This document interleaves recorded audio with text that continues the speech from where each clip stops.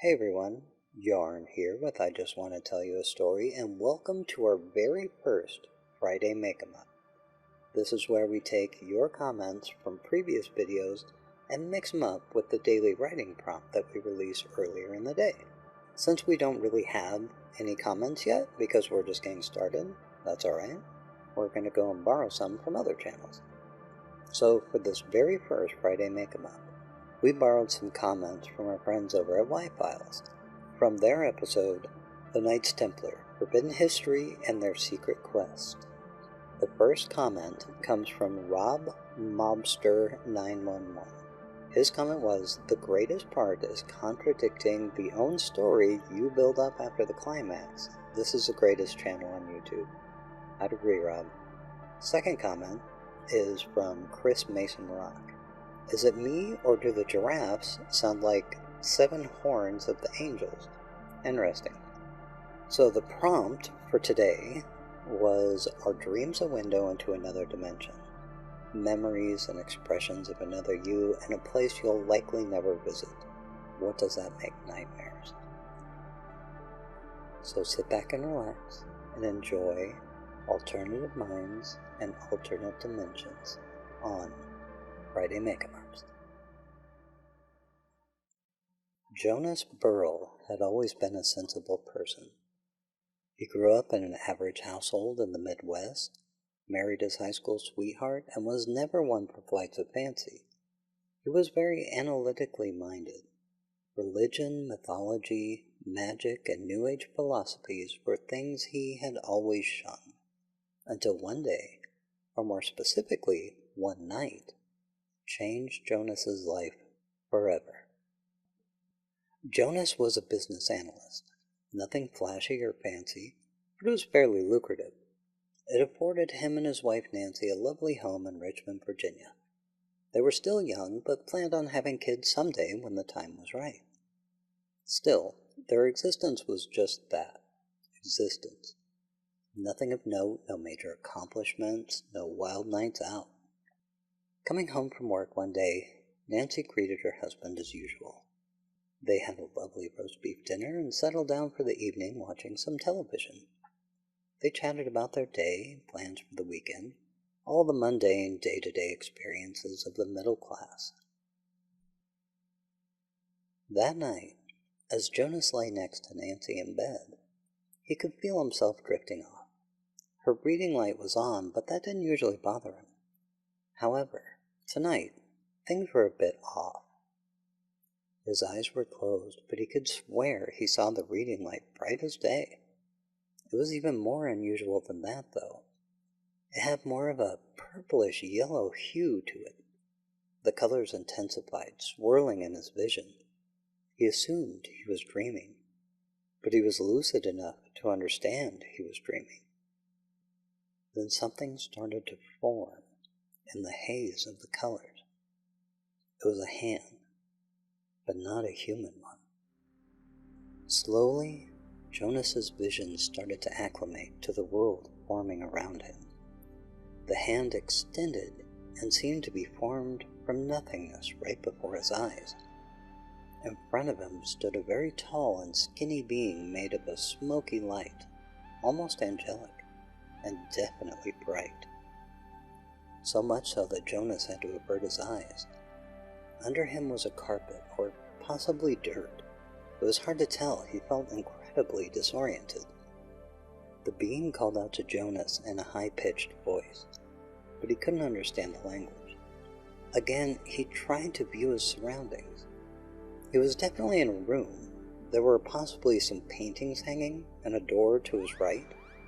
The beckoning light of the creature was moving through the doorway and into a hall. Jonas felt a compulsion to follow and allowed his feet to do their own thinking as Jonas was still reeling from the environment he found himself in. Around the corner they went and outside. It was nighttime in another world. This was a world unlike anything Jonas had ever read about, and certainly unlike anything that he had ever seen. The streets, which he assumed the path before them was undulating. slowly and intentionally, as if the material was floating along the top of a massive lake.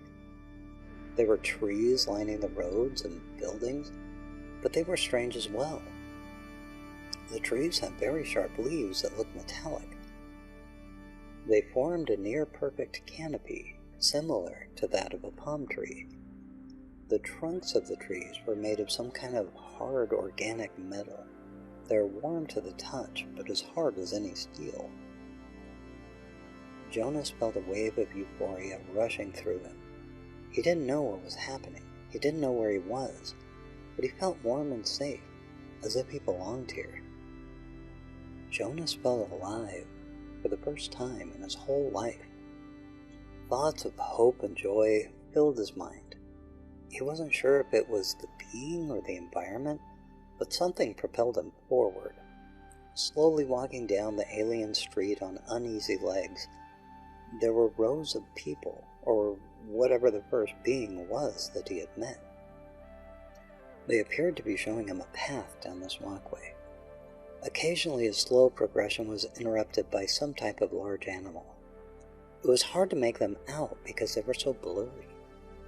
But they may have been rhinos, or possibly bears. Everything felt fuzzy and difficult for Jonas to focus on any one point. Was this a game trail of some kind?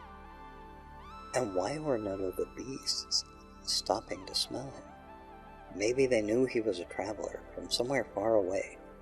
Jonas had no idea, but the rows of beings motioned for him to continue down the path. On it went for hours.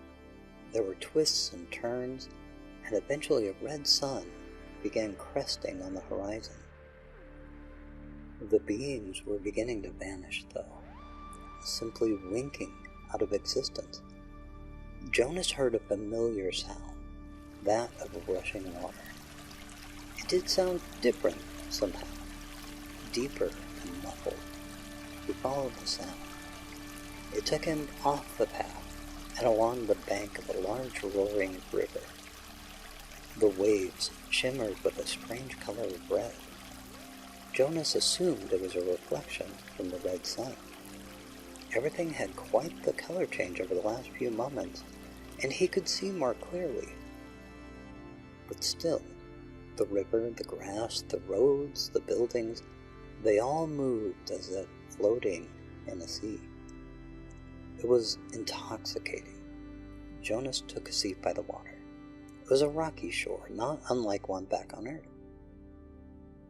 This is where Jonas had a moment of anxiety. Back on Earth, he thought to himself.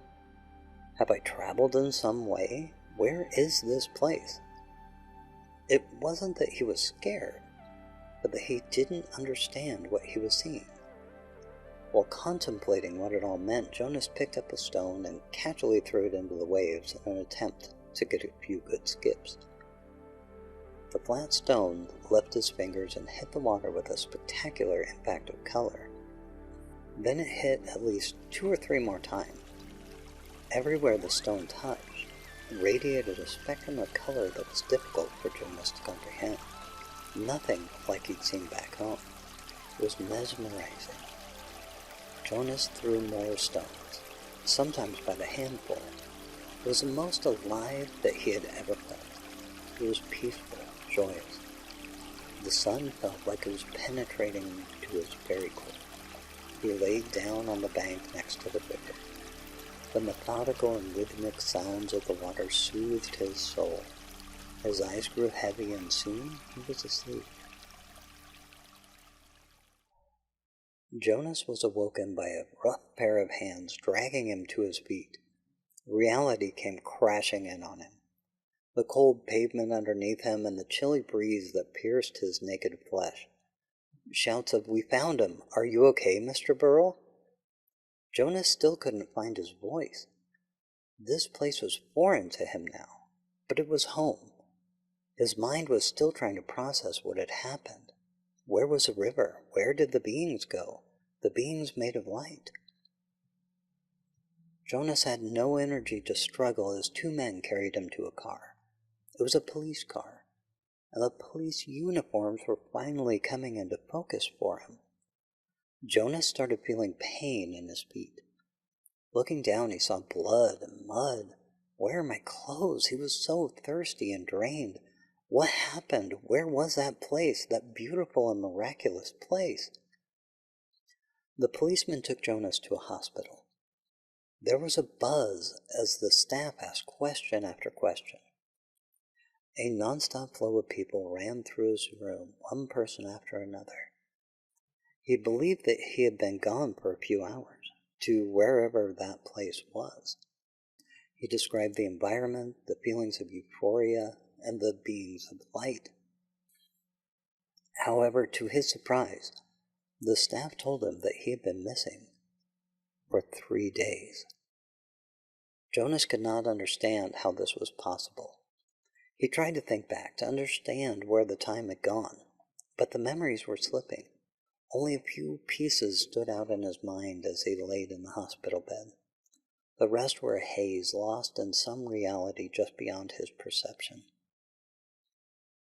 Outside his room, he could see his wife Nancy.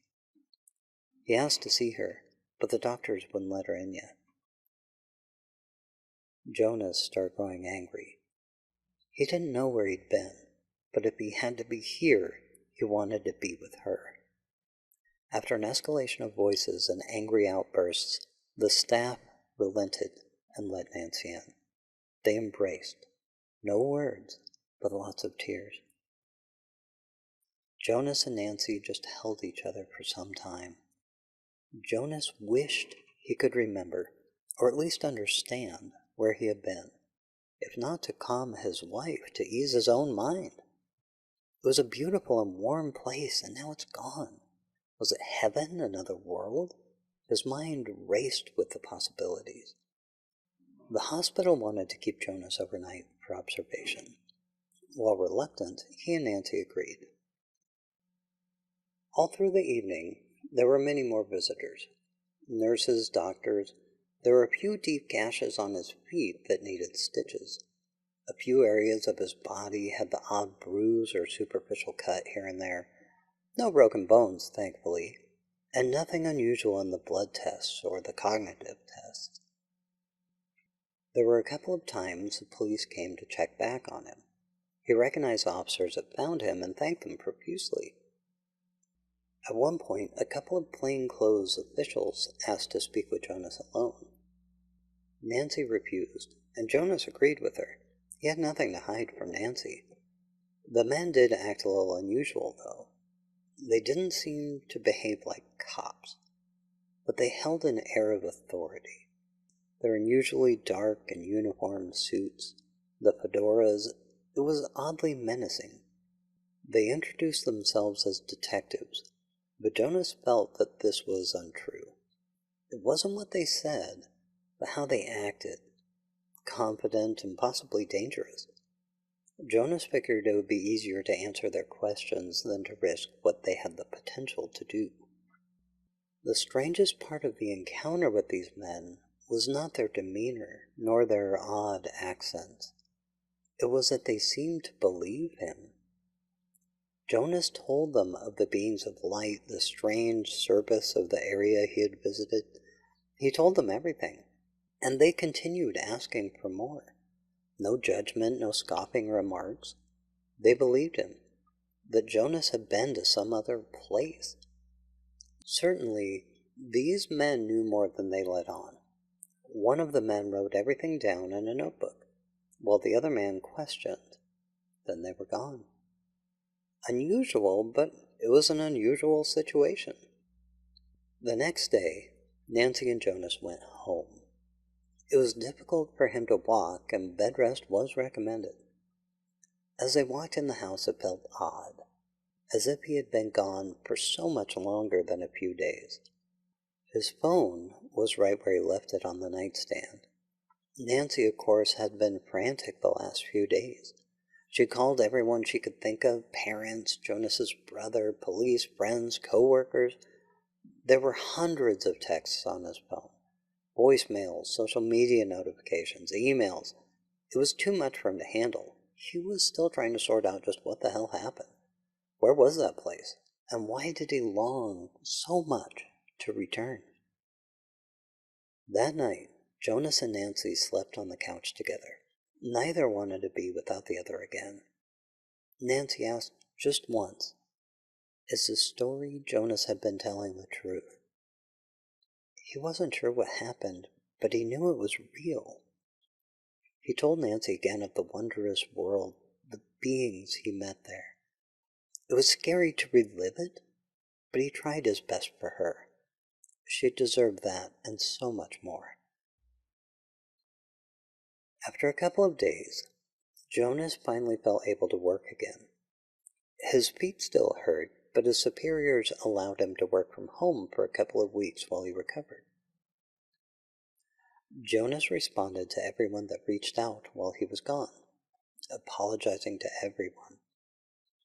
He didn't tell anyone more than he must have been in an accident, but couldn't remember any of it.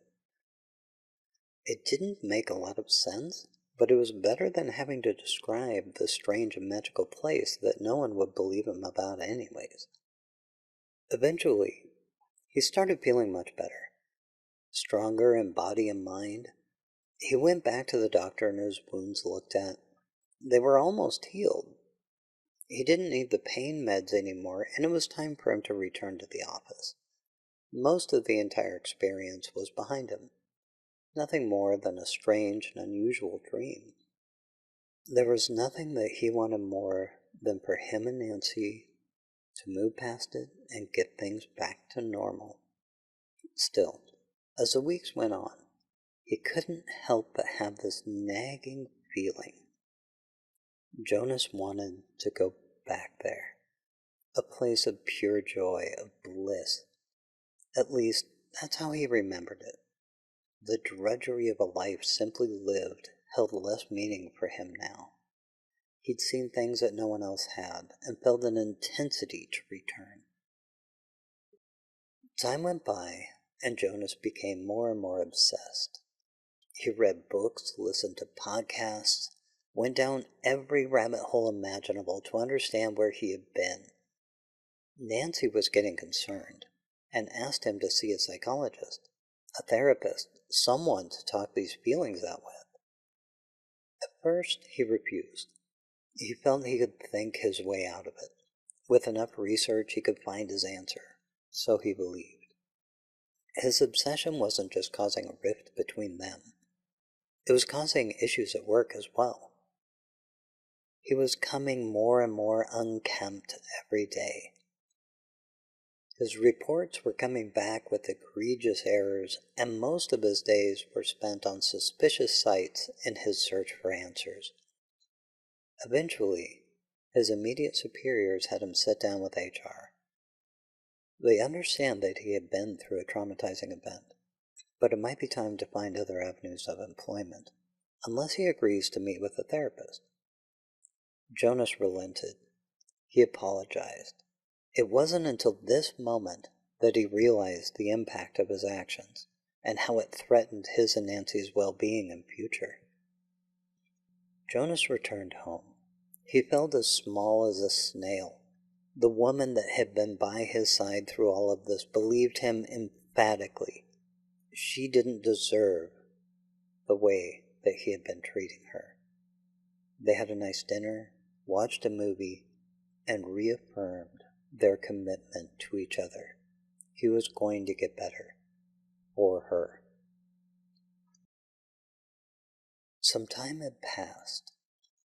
Seeing the therapist helped immensely. They had no answers for where he had gone or what he had experienced, but they helped him to work through the feelings and the obsession. His and Nancy's relationship was as strong as ever, and his place at the company was on solid ground again. Things were looking up. He was hopeful. There were, however, quiet moments of reflection, when the ideas of returning to that place would be intense. But he was able to work through them. They were gradually growing further and further between. One day, while he was at work, Jonas received a message from a lady named Irene. She was reaching out through one of the many sites he had joined during his search for answers. He never gave his name or locality, but would post his story hoping for any kind of illumination. There was only one line in the message. "I've been there too, Jonas." Every hair on his neck stood straight up. He was so careful to not reveal his name. There had been many messages from all kinds of people, but nothing was close to his experience. Several requests for interviews or to share stories, but none of that interested him. He wanted to know, beyond a shadow of a doubt, where he had been. It had been nearly a year since the incident. His life was so close to being normal. Who was this? How did they know his name? Jonas was so sure that all of this was in his past. It was a riddle never to be solved, and it ate him up inside. He'd made peace with that, but with one line, Irene had changed all that. He tried to ignore it, to put it out of his mind. Throughout the rest of the day, he couldn't focus. Who was she? What did she know? How did she know? He could feel himself sweating, his heart racing, until it was finally time to leave. He sat in his car, staring at the message. What should he do? Someone knows who he is, and they had the same experience? Jonas was torn apart. If he responded, opened that door again in his mind, he didn't know if he'd be able to make it back this time. And what about Nancy? If he told her, she would understand. She would help him go through and delete all of the old accounts and put them further in the past. However, Irene knew his name. Did she know Nancy too? Is he being watched? The only people he had ever told the full story to were the police, the mystery men, Nancy, and the therapist. Who could this possibly be? Jonas drove home. He wasn't going to respond to Irene. He would let it sit. If she knew him or was watching him, it was best not to engage for now. Just act normal. Go see Nancy. Pretend there was nothing there. Ignore it. The next couple of days were tense. Maybe it was a fluke. Maybe they just guessed his name. As the time passed, Jonas's chest began to loosen.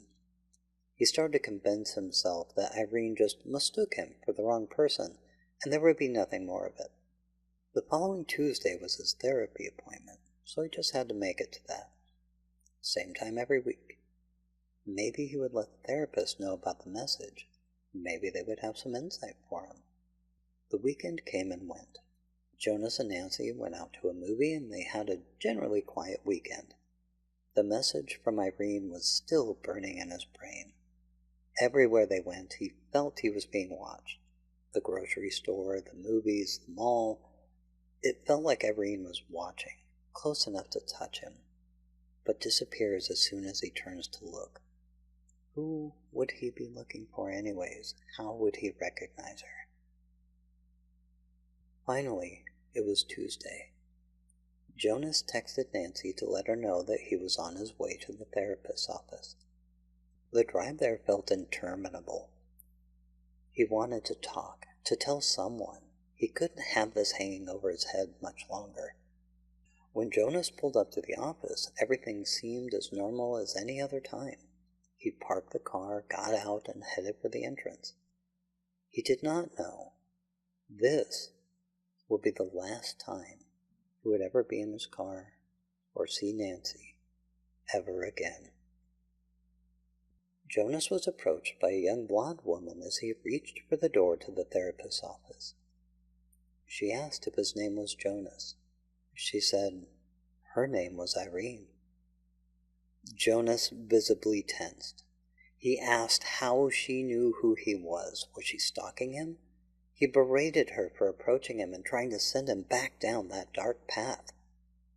She insisted that it was okay, because she had been to the place too. As a matter of fact, they were there together, though clearly he doesn't remember who she is. She kept pushing, getting closer, and was soon shouting. Jonas was shouting right back. People were starting to take notice and walk over. Suddenly, Irene jumped on Jonas, knocking him to the ground. She kept shouting to remember that they needed to go back. Jonas fought as best he could, but she was surprisingly strong. They tussled for what felt like an eternity. Irene punched and slapped Jonas's face. There was a strange taste in his mouth, but it wasn't blood. It was a bitter taste. Did she slip something in his mouth? Was it something from the sidewalk? Irene was pulled off him by the employees of the office. Jonas tried to stand, but his knees buckled as he crumpled to the ground. He lost consciousness right then and there. Or, possibly, he regained consciousness for the first time in a year. The haze of colors was the first thing that Jonas saw. Swirling mists of purple and yellow flowed and swam all around him. He knew what was coming next. He could feel his heart beating. He was going back. Jonas had the sensation that he was laying down and was possibly being carried. No, not carried. There were no hands that he could feel. He didn't feel any pressure on his back, but he knew he was being moved somehow, floating. It was bright. The world came into focus. Undoubtedly, he was back. Jonas tried to sit up, but found it difficult. His balance was off. Around him, the alien city was moving. It wasn't that he was moving. The landscape was moving around him. It was breathtaking. The gleaming buildings that reached higher than he could see, the strange purplish red hue of the sky. The beams were scarce, but he saw a few around him as he passed by. Looking down, he understood the feeling of motion. He was on a conveyor of some sort. It carried him along through the town. The colors were so vibrant, the heat radiated through his being. The conveyor he was on led to a building and went directly inside. When it came to a stop, he was able to find his legs. It had taken him to a place where there seemed to be nothing but bright lights. The walls shimmered in hues of white that he had never dreamed possible. The lights floated and moved. There were voices coming from behind them. They almost sounded English, but much more high-pitched and like a choir. He could kind of make out, "Are you okay? Do you know where you are?" He tried to answer. He had no idea where he was, and now he's starting to question who he is. The conveyor had long since stopped. The voices were dimming. Not sure what else to do, he started walking. His steps were uneasy, but the further he went, the more stable he felt. Again, the ground beneath his feet was waving and undulating. It took some practice, but he was able to move through the corridors. He saw shapes moving, blurs really, lights and sounds. All he wanted was to be outside, in the world he did not know, but felt he had known forever. Eventually, through the clatter and motion, he was able to find a portal of some kind. After a few tries, he was able to get the door to move. It felt much colder than it should, Jonas thought. All these new things. He never wanted to leave this place. Not again. Everything he had been told, everything the others told him, that he imagined it, that it wasn't real, where he is, in that place, walking out the entrance. He saw light. There were the same beams of light, the same beasts, walking along the avenues of shimmering color. It was beautiful. Jonas felt thirsty. What did they drink in this world? Was there such a thing as thirst for these beings? If he's breathing the same air as them, maybe they share a similar physiology. After wandering for some time, Jonas found what he assumed was a public fountain. It was in a park-like area, with the shadow and light beings flitting to and fro in great numbers. There were what looked like play structures, and smaller beings on them. In the middle of the park was a low fountain that had streams of a shiny liquid, almost like mercury, streaming in beautiful coils from the top to a shallow pool below. Jonas took a seat next to it and stared at the liquid. Would it be safe to drink? No one seemed to be paying him any attention, so perhaps it isn't dangerous, otherwise they'd be showing some concern. There was only one way to find out. Jonas reached down and touched the liquid swirling below him. It didn't seem to have a temperature. He pulled his finger back and some of the liquid dripped down his finger. It didn't behave the way he expected. It kind of hugged his finger and didn't move. Hesitantly, cautiously, he dabbed his finger to his tongue. At first, there wasn't much of a flavor, but then there was a slight tang. Then, as it hit the back of his throat, the aftertaste. It was amazing, like in nothing he'd ever had before. Jonas could feel the trickle every inch as it went down his throat, as if he was suddenly aware of his own internal structure and couldn't actually feel it. He reached down to scoop a mouthful and in his speed lost his balance and fell in. Splashing around in the liquid, he found that the fountain was barely ankle deep. He felt so foolish. Looking around, the beings were stopped, and he assumed staring. The liquid covered him. It clung to his clothes and face. Sheepishly, he stepped out and tried to wring his clothes off. But the liquid would not move. It was completely unreal.